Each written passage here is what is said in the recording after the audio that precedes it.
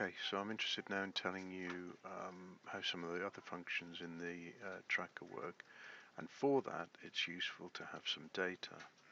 If I go to import data, this will walk me through the process for grabbing the data from a previous version. Please do read those dialogues more carefully than I did. So I've got in here a version 81 with data.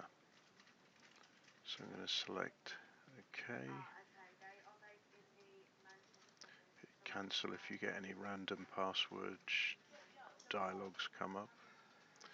So this does flash and bang around a bit, but when you finish and exit form and then accept the disclaimer, I've now got a set of class records for these 30 students with all sorts of various results.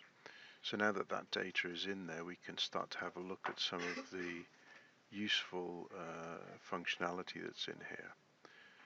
Probably the most useful thing being the way that you can pull in your previous assessment data.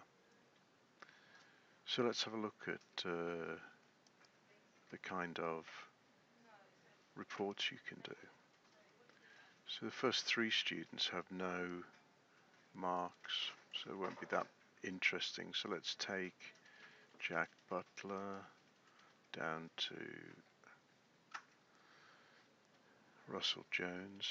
Shift click will select a range of students. When you hit run report, it will warn you that it might take a second. And then as it loops through creating the reports, you'll get some screen flashing going on.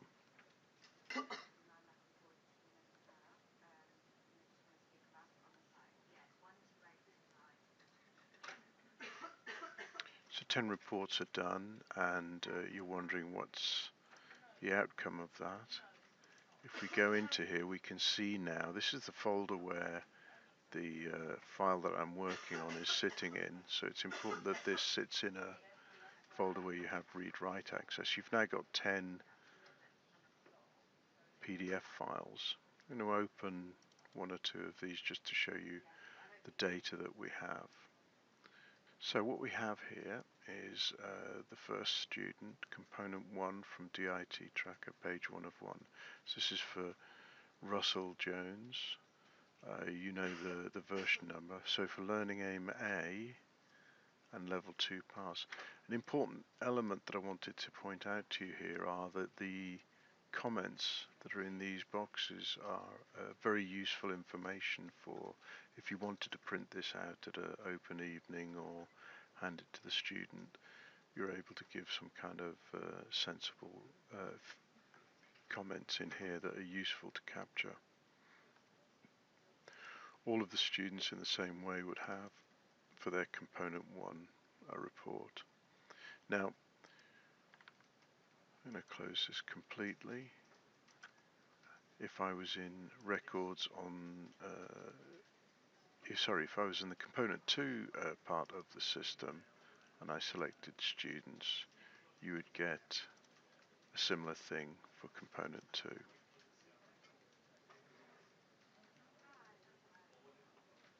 So again, now if I look at the PDFs, there's a new PDF with the component 2 results, also with interesting comments.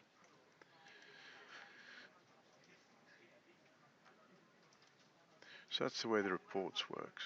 Next film we'll go through the target setting and how that helps to give you an understanding of what's needed for component 3.